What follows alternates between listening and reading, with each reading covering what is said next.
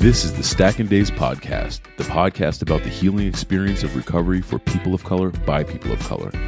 This show is for the purpose of education and connection and is not a replacement for therapy or recovery care. We suggest you seek out the support of a trained professional for guidance with your specific circumstance. I'm your host, Ray Donovan, and I've been alcohol-free since September 2021. Welcome to the show.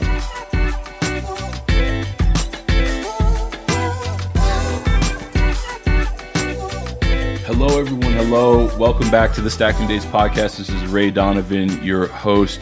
Really excited about the conversation that we have today. We have Ryann Cooke with us. She's going to, kind of get into her journey, her story, origins, where she's at today. She's also doing some amazing things, from an entrepreneurial and tech standpoint as it relates to the BIPOC community and sobriety. So I can't wait to get into all those things.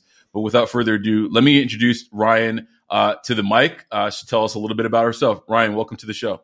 Thanks for having me. My name is Ryann, and I am the founder of Rise, which stands for Radiate Your Sobriety, which is a BIPOC-centered app for those who are sober curious, thinking of drinking less, and looking for a community to radiate their sobriety. Fantastic. That's awesome. I want to definitely get more into kind of your motivation behind creating that app as we get into this. But, let's rewind all the way back and, maybe take me back to when your relationship with alcohol started. And then we can kind of progress from there. Yeah. So my relationship with alcohol started when I was around 14, 15 in high school. It was maybe like in the 9th grade. And it started as just like a way of being around my friends. We would drink, we would smoke weed, we would do it during school, we would do it after school, we would skip school, we would do it before school, basketball games, parties, so alcohol was always around. And at that point, there was a lot of turmoil going on in my household. And I just used it as a way to really escape from that and to feel free and to have fun. And so it started very young and it went well into my 20s.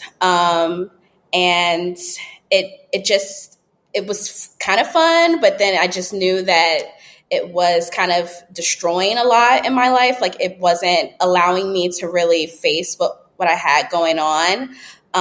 So yeah, that's kind of how it started. So in the process, I'm assuming, in your mid-teens, you probably didn't recognize that it was an issue for you, right? Yeah. At what point in your 20s and for what reason did you start to recognize that maybe this isn't actually serving me the way that I had thought it was? Well, I was in my 20s, early 20s, and I had ended up in the hospital from a night of drinking.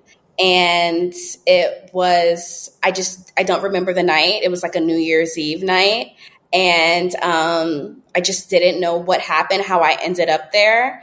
But the nurse had kind of woke me up and told me some story of how I told her I walked to the hospital, which was not true. I don't know. I still don't know how I got there, but I was there and I had to have my father come pick me up. And after that, I just felt like, okay, well, this is getting out of hand, but I didn't really, I still started drinking after that. I didn't think that was a problem. I'm like, yeah, I was in the hospital and I had IVs, pumping in me, giving me fluid. But the nurses and the doctors didn't really seem like it was such a big thing either. But they didn't say maybe you should stop drinking or maybe we need to bring a social worker in here or something to talk to you. And I was at that point, I was early 20s, I was 21. And I still just kept drinking after that. But I would remember telling myself, maybe you should stop drinking. And I would write in my journal, everything would be okay if you just stop drinking. But I didn't. I just kept doing it. And it wasn't until, I turned 25, I'm 27 now. When I turned 25, where I had a new therapist and I was open to her. And I've had therapists before, but we never really talked about my alcohol usage.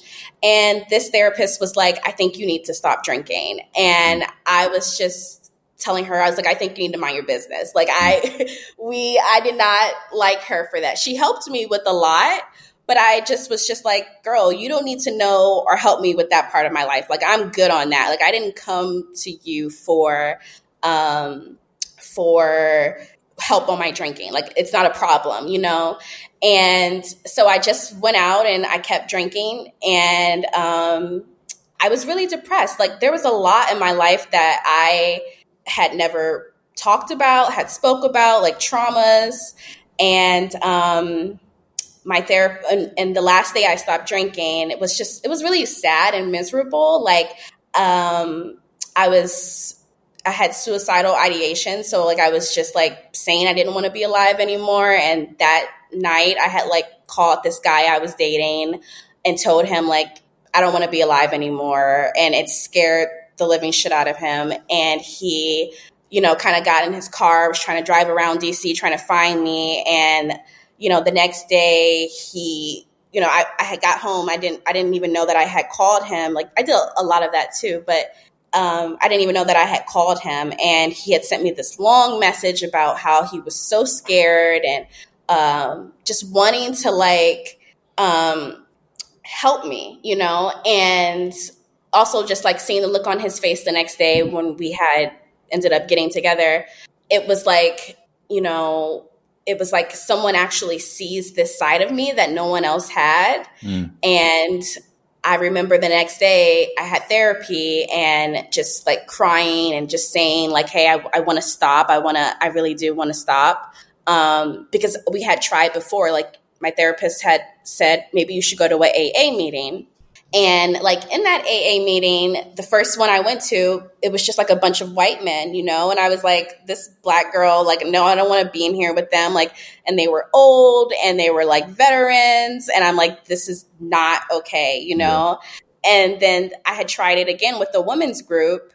And I was like the only black girl there, and they were just too pushy. Like, they were like, oh, you're a part of our family. Like, you know, like you're going to be here forever type of thing. And I'm like, I don't even know y'all. Sure. You know, and that was like my first day. And so I stopped drinking for like 16 days in that AA meeting.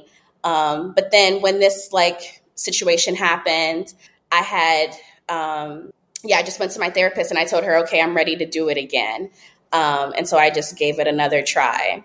And in giving it another try, that was pursuing AA once again? Yeah, I had found like BIPOC AA meetings. Okay. And started going to those.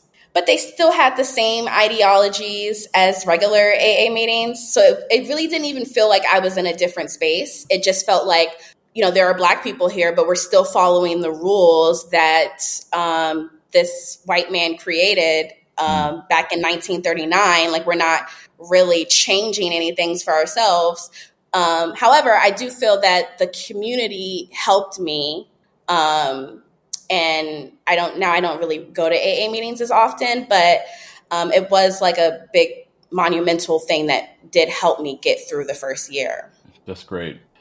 Quick question: when it comes to your therapist, I'm assuming that you didn't kind of voluntarily divulge to your therapist, you know, kind of where you were at with your alcohol usage. How did that actually come up to the point where your therapist said to you, kind of like off topic, you probably need to address this before we get into any of this other stuff that we've been talking about, you know, since we've been sitting with each other? Yeah. So I met with my therapist and we started doing CBT trauma therapy. Mm-hmm. And we had started opening up a lot of things that I never spoke about. A lot of my trauma that I just never spoke about, never told anybody. And a lot of that really affected me. Like, I remember even after therapy, meeting with her, I would go and drink, you know, and I didn't know that I was doing this like because of it. And she really helped me realize that. But I think, we would meet 8 a.m. on Saturday mornings, and I would be out Friday night, you know, in DC, gotcha, like drinking all night. And I would miss meetings with her, like our sessions. And she would be so concerned. She's like, she would call me and call me and call me. I wouldn't wake up till 3-4 o'clock in the afternoon because I was so hungover. So she was like, what is going on? Like, and I was scared to tell her, like, oh, I was hungover, and it just kept happening like over and over and over again. And so she was like, no, we need to like figure out, what's going on. And you have to stop drinking if you really want to see any progress. But the thing, like, she was so gentle about it. Like, she was so, like, I don't think anybody else in my life had ever been that gentle with me. Like, she was so gentle with me. She did not scold me. And that's what I think made me feel like, hey, maybe I should stop drinking. Yeah, because you felt a certain degree of safety in her approach where it wasn't a judgmental space. It was coming from, like, legitimately, it sounds like, of concern for your well-being, right? Right, yeah. Besides your therapist and, the boyfriend at the time that you kind of also were very exposed to, it sounds like, exposed yourself to, was anybody else in your life aware of kind of where you were at and with some of the struggles that you were kind of dealing with and how you were dealing with them? No, me and my friends, we would party, and like there would be times where we like kind of like cry about sad stuff that happened in our lives and then trying to just like whatever. But even if like I would black out or something and I call my friends the next day, like, what happened? And they'll be like, oh no, girl, you're good. Like, all you did was this, all you did was that, and right. It wasn't like it was a concern because we had all kind of been doing that. And, but I did have some friends that would be like, girl, chill out, or maybe you shouldn't drink this weekend, or just drink wine or something like that. But there wasn't really anyone who like sat me down and had like a concern, like, there was nobody else. I mean, it's amazing how powerful the normalization of abusive behavior, is, right? Where, clearly, like, you're hurting. I mean, anytime, folks are, you poison yourself to the point where you can't wake up till, 4 or 5 o'clock the next day. That's, clearly a place where anyone, who cares about you would be concerned. But it's like this thing has gotten so normalized that people are just like, you know what, hair of the dog, let's go out tonight. You have another one, you'll be all right. I feel you on that. I want to fast forward back into these AA meetings and groups where you've now found a BIPOC community within AA. So at least there's that one hurdle that's been removed from that program that makes it a little bit more approachable for you. Is that kind of where you were able to grow your sobriety from, or did you have to branch out pretty quickly away from AA and that community of colored folks to be able to continue the work that you're doing? So the BIPOC AA meetings were helpful for me. But I remember going to one and back in DC, and like a all black one, and I kind of got preyed upon by this older man that was in the meeting, and so I was like, you know what, I'm going to stop going to like co-ed meetings and just go to women's meetings, like BIPOC women's meetings, because I didn't feel safe. And when I did express that, it was like, well, everyone is allowed to stay, and so I was like, okay, well, I'm never going back to that meeting. And then I guess, I did have other meetings, like I had like a home group, but I had a sponsor, but it never felt like my opinion mattered. Like, even in these spaces, like, I felt like this was supposed to be a safe space for me. And I had like a home group, and there was like a situation that happened in my home group with someone else. And I had, that was like my home group. I had been there for so long. And again, it was like, it's not about, this is kind of what they told me, like, it's not about your comfort. It's about the comfort of everybody. And, if you don't feel safe, basically, like, find other meetings to go to, even though this was like my dedicated home group that I had did service in and stuff.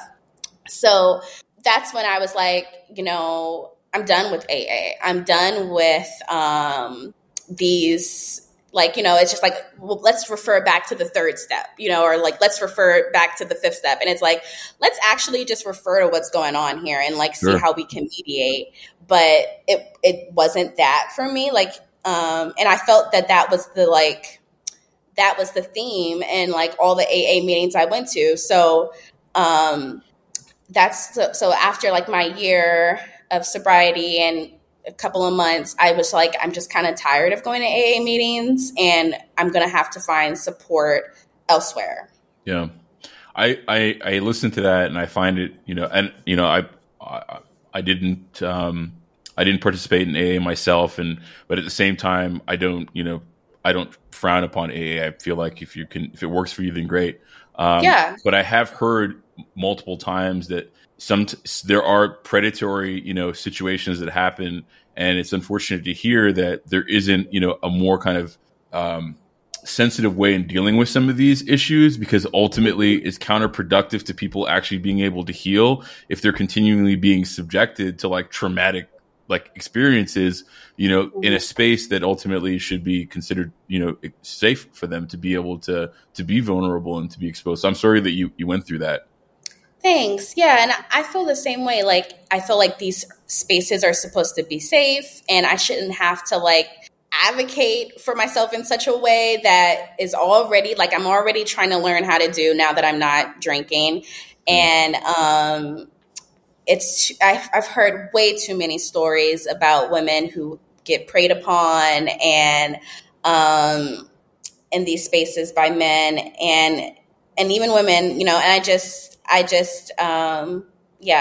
it sucked. But that's why I was just like, I'm going to have to start my own of something, because I don't want to do this anymore. No, it makes sense. Totally makes sense.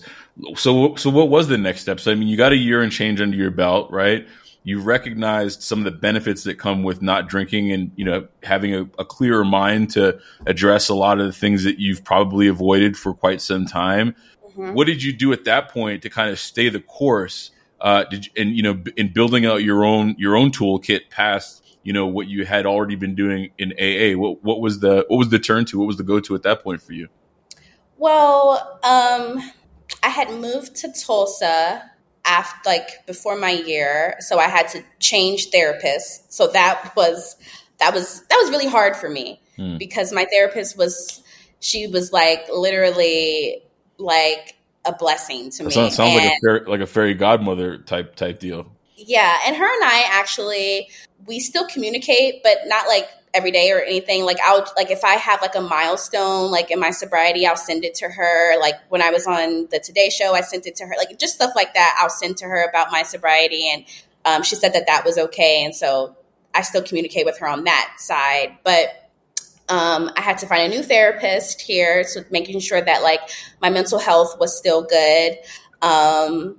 And when I started sharing my journey on TikTok and Instagram, and I did that when I was around 30 days sober, I had met other sober women who did not have basis of AA as their sobriety. And so I was like, okay, there is another way to live life that doesn't include like, because in AA, they kind of make it seem like the only way that you can stay sober is through the program. Yeah. And so I was like kind of terrified to leave, because people would tell me, if you leave after this step, you're not going to stay sober, And so when I had like saw, okay, I started getting in communication with other people who had different ways of doing sobriety, I was like, okay, well, I don't have to like stay in AA, So I met other sober people, and I built a community here in Tulsa. And I do go to one support meeting here in Tulsa with a friend of mine, and we do that once a week just to like stay the course, just so that we can have that support. But yeah, so I make sure that like I go to therapy once a week. I have, my friends, sober friends, making sure that I'm spending time with myself, and then still going to a support group. Awesome. Because how long have you been sober at this point? It's like 23 months. So it'll be 2 years next month on the 22nd. Okay. Do you celebrate your soberversary? Oh yeah, I definitely do. What are you gonna do this year? Well, I was thinking of going on a trip, but I can't. So what I'll do is I'll probably go to the spa. Okay, nothing wrong with that. Nothing wrong with that at all. Love this. I mean, so you move from Washington, D.C. to Tulsa. You have all this change that you're trying to navigate. Just a move alone is, an undertaking, right? And you're trying to do that. I'm assuming over the course of this, you're being confronted with things that are triggering you. You maybe getting cravings.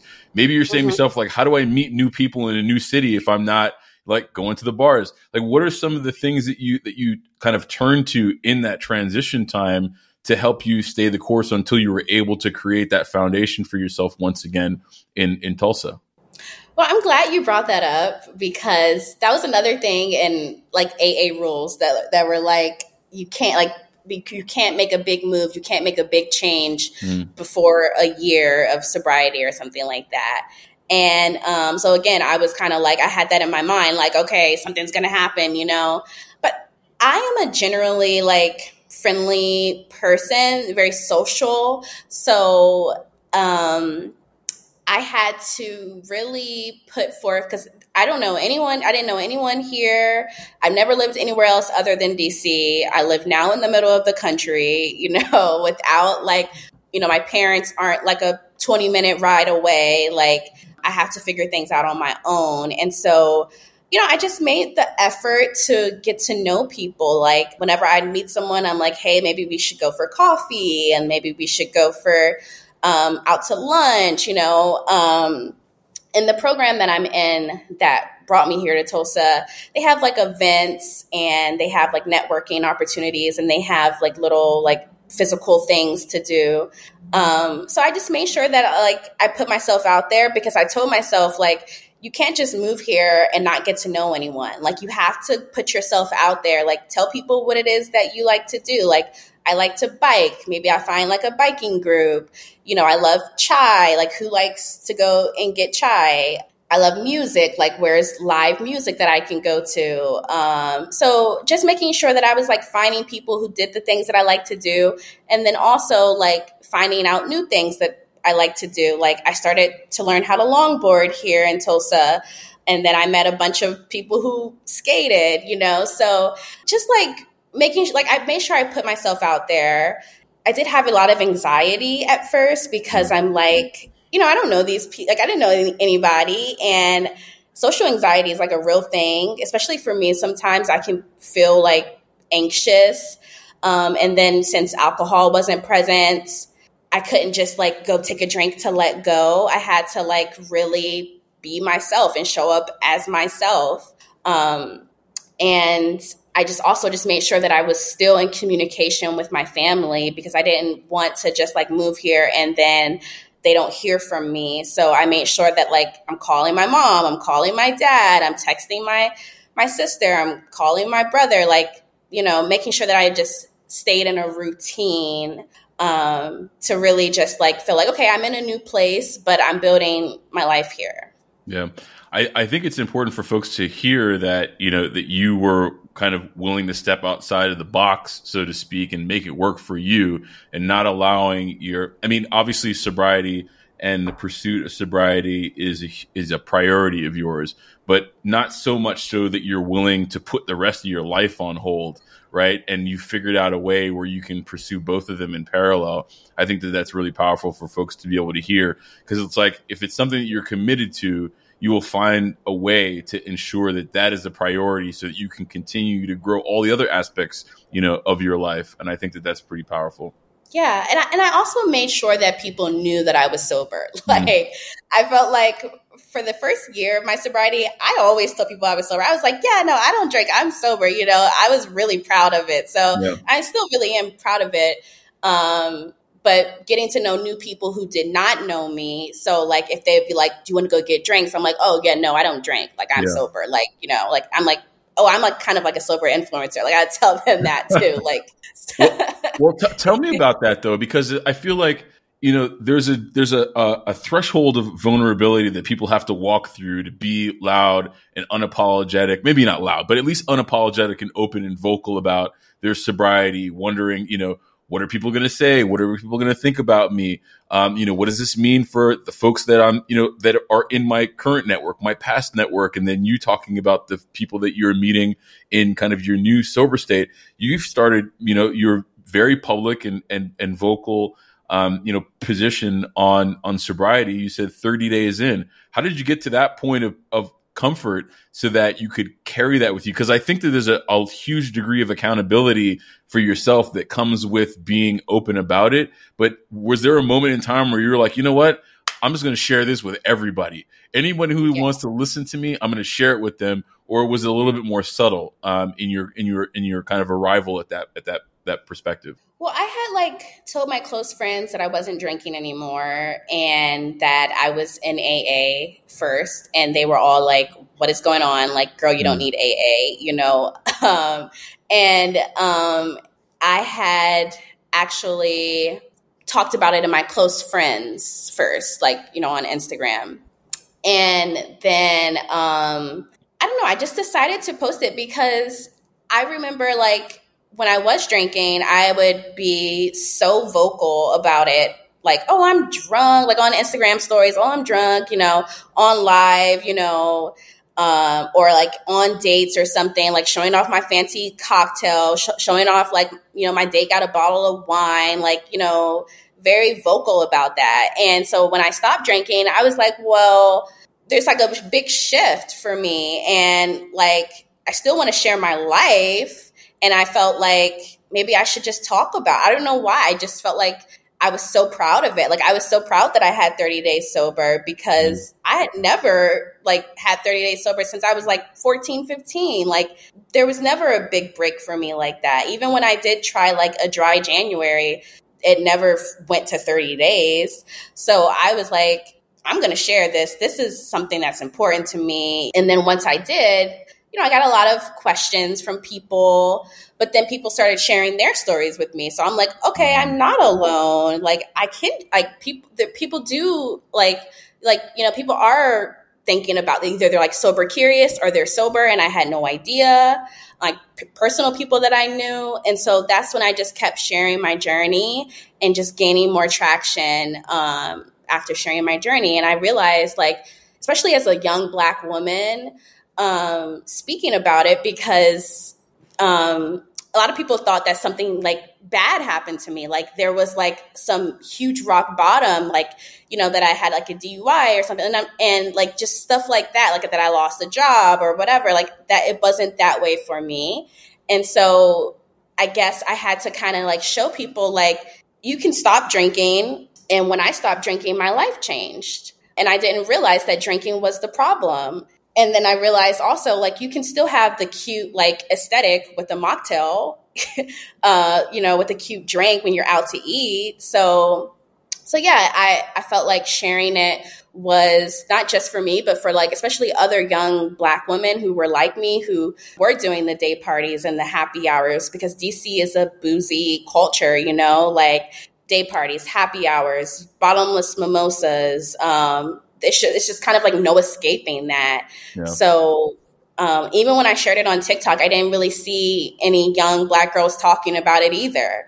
So it was a taboo, but I'm glad that I did. I don't regret it at all. Yeah. I follow you, and I'm glad that you share it. I mean, I think it's pretty, there's pretty courageous, for you to do so. And to your point, there's just not enough folks who are comfortable, to share it. I think that you set an example for them to be okay with that, and, give them an opportunity to take a look at what your life could look like, if you pursue a path of this. And it's not like you're going to be giving things up. And in a lot of ways, you can do a lot of the things that you've been doing, but you're not going to be, suffer the detriment of, some of those decisions. I think that's great for folks to be able to see, Yeah. I'm curious, what was the paradigm shift for you between that first time where you got 16 days of sobriety versus, this most recent, entrance into sobriety where it's become a lifestyle shift for you? What was the difference for you in those kind of two moments in time? I guess I wasn't ready. I wasn't in those first 16 days, I wasn't ready to give up alcohol. I felt especially in that meeting, that support group I went to, it just felt like I'm not like none of y'all. I don't relate to none of y'all. Y'all don't know what I'm going through in my life. it didn't seem like we had the same issues. And so maybe like drinking wasn't a problem for me. That's what I kind of thought, and I remember telling my therapist, like, I'll just do it myself. Like, I can just moderate, or just figure it out on my own. And she was like, I highly advise against that. But I wasn't ready to give it up. And I wanted to continue to have fun, and at least what I thought fun was. So now that it's a lifestyle, I'm like, oh my goodness, like there's so much that I have learned about myself. Like, just like there's so much that I've learned about why I drink, and, why I drank, and why it was such a problem for me, and why I didn't want to let go of it, because I wanted to keep that same lifestyle. And I was afraid of being boring, but, a sober lifestyle is far from boring. Like, I do everything I want to do. I travel, I bike, I longboard, I have new hobbies. I get to sit with my mind, like, and reflect. I get to have hard conversations with people. I never did that before. I set boundaries, like my relationships with people. I have so many amazing friends, like genuine connections, people that care about me, and I get to care about them. And I get to know like who I am. Like, I don't have to hide behind alcohol anymore. Like, I can show up anywhere and be myself, and people love me. Like, I don't have to hide or escape from what, I don't have to run from anything anymore. And like, when these issues do arise, I have new coping mechanisms. I don't have to go and drink. And I can talk through it. I can work through it. And I have realized, like, I'm stronger than what I used to think that I'm so much stronger than what I thought I was. Like, I can handle more than I thought I could. So this lifestyle is something that I did not think was possible. Like, I thought I would always just kind of just be sad and like down, and I'm genuinely happy. Like, I can feel like before I would feel like, I would have happy days sometimes, but it wouldn't be like consistent. And so now I feel like I'm happy. I don't feel like I need to run from myself. I love that. And it leads me to this question. What are some of the things that were complete surprises to you in sobriety and, living alcohol free? I mean, now it's easy kind of like retroactively to kind of look back or look at your life currently and recognize all of the things that, that are positive in your life. But in the moment, what are some of the things that came to pass where you were like, man, I did not expect this, and this is fantastic? What are some things that I didn't expect? I guess, I don't know, like maybe, I guess like receiving love from other people. I never really kind of thought that I would like get that. Like, I feel like I have felt love, like, from my parents or something, like they're supposed to love me. But I had never felt like I genuinely had people in my life who loved me and who cared about me and my well-being and encouraged healthy behaviors. And I don't know if I'm sure it's because like I stopped drinking and I wanted better for myself. I think that was also something like realizing like community love helped me love myself. I think that's what really helped me. Like having people love me and care about me helped me realize like I deserve love too. And that I can give it to people and I don't need anything back. I think that was something that was like surprising for me or didn't know, like it was like an unexpected gift that I didn't know that I would get. I don't know how else to say it, but I love that. That's it's interesting, when you kind of are in a position where you're able to show your true authentic self and for people to love that person, versus the profile that maybe you had been putting up. I know, at least in my experience, that's so fulfilling for people to accept, appreciate, and love you, even when you're in your kind of most vulnerable and exposed state. So I love that. Talk to me about Radiate Your Sobriety. How did that come to pass? Where is it at? What is it? Give us the lowdown on your app. Yeah. So Radiate Your Sobriety, which also is Rise, is an app that is BIPOC-centered for those who are sober curious, thinking of drinking less. I want it to be like a community of people to like come together and support one another. And I also want it to be social so that people can interact with one another on a level outside of the phone, and finding like places in their areas that are non-alcoholic, like finding mocktails in their areas and finding non-alcoholic events. And this came to me as an idea here in Tulsa, because Tulsa is a big tech space. Mm-hmm. And there was a company called Build in Tulsa that's here. It's a tech company. And they do something called Female Founder Pitch Night. And so I was like, you know what? I'm going to pitch this idea to them and see what they think. And so I got into the Female Founder Pitch Night, and they had something called like a pitch clinic where they teach us how to put together a pitch deck. And I knew nothing about a pitch deck, knew nothing about a business model canvas, any of that, you know. And so we had like a month to prepare our pitch decks. And then we got on a stage, like 100 people in the audience and we had to pitch to these like judges. And the first prize was like $10K. And I think there was like a crowd favorite. And I was so scared like to pitch it, because I was like, you know, it's just an idea. Like, I don't know what people are going to think. And that's also something like in sobriety that I've learned too. Like when I am nervous, I can't just go take a shot. You know, I can't just go calm my nerves. Like I have to face this. Yeah. And so this was like back in February, and I had went and pitched my idea, and I won. I won the first place, and then I won the crowd favorite. Oh, wow. And yeah. And so it was really affirming to just say like, hey, this can be something. This will be something. And after that, I, established Rise. And so what's going on right now is I'm doing product market research. And with that, I've been doing like events, like with mocktails and experiences to kind of just get to know what people want. Because I know what I would want in an app, but I think it's more important that I figure out what it is other people want, what they would want to see in an app for their journey. And so that's where I am right now. I just had an event in DC at Binge Bar. Cool. Which is DC's first non-alcoholic bar. It's an amazing space. Where in DC is that? It's on H Street. Okay. Like right in Northwest? Northeast. Yeah, Northeast. Yeah. Gotcha. Okay. Mm-hmm. Yeah. So it's brand new. I think they've been only open for a couple of months.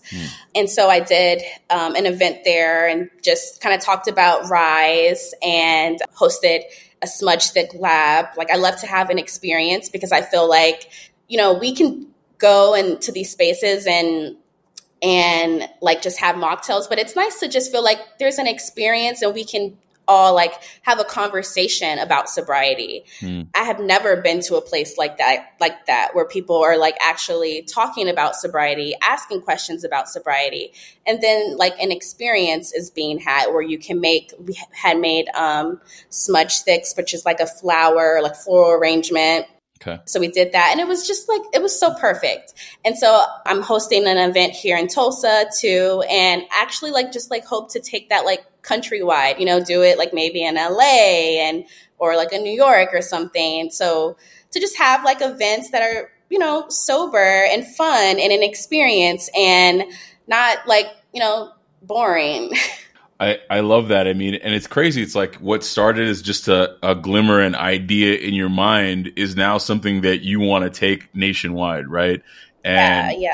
I think the cool thing, one of the cool things about sobriety, and I've said this before, is, and I'm sure other people have said it as well, it gives you the confidence that you can do hard shit. Like you could do hard, you could do hard things, and building a business is challenging, but you've done some hard stuff already. So, hats off to you. I'm going to keep my eye on it. So you're in kind of like product evaluation, development, and doing a lot of market research.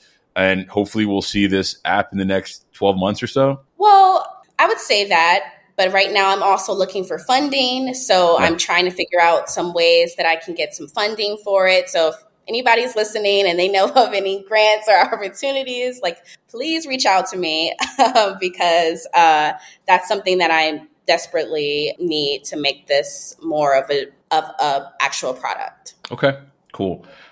We'll before we tie up, I'll make sure that you share all of your contacts and your handle so that folks know where to reach out to you, for just that. I think it's important, again, also in communities of color and women of color to be able to access capital, to be able to turn their ideas into actual products and ventures that are out living in the world. So I want to make sure that we can get that out for you as well. I got two more questions that I want to ask as we kind of, pull this thing in here. And then we'll wrap up. The first question is, in those days where you were challenged and, struggling with, your substances, how would folks around you have known that you were struggling without you either explicitly telling them or kind of catching you at a low moment where you were, unknowingly exposed? In a simpler, how would folks around you have known that you were struggling without you explicitly telling them that you were struggling? No one knew I was struggling, like at all.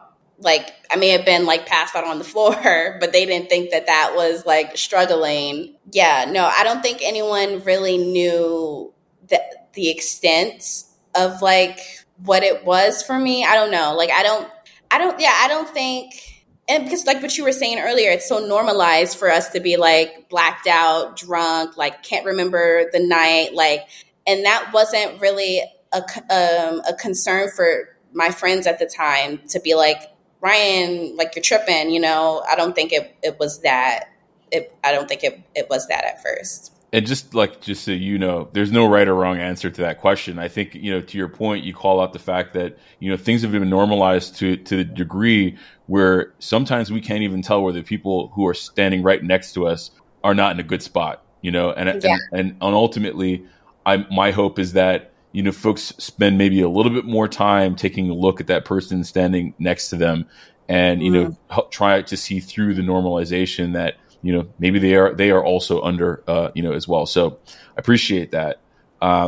Next question I have, and this will be the last one, we'll wrap it up, is for that person who's that black woman, black boy, person of color who's sitting there listening to this and don't necessarily know what their first step could look like in pursuing, an alcohol-free life of sobriety, pursuing recovery. What would you tell that person to pursue as maybe being a first step into a new space? I would say a first step is to not be afraid to ask for help, or to kind of just tell people like, hey, I'm struggling with this. Like finding that trusted person if they have it in their life, like to not be afraid to say, I'm struggling with this. I need help. Because when I first came out and I said I needed help, like I had, the resources to be able to, like I had my therapist there to help me. Mm-hmm. So, I would say to ask for help. And also like it can be as simple as just not drinking that day and deciding something different for themselves. Cool. Awesome. I appreciate that.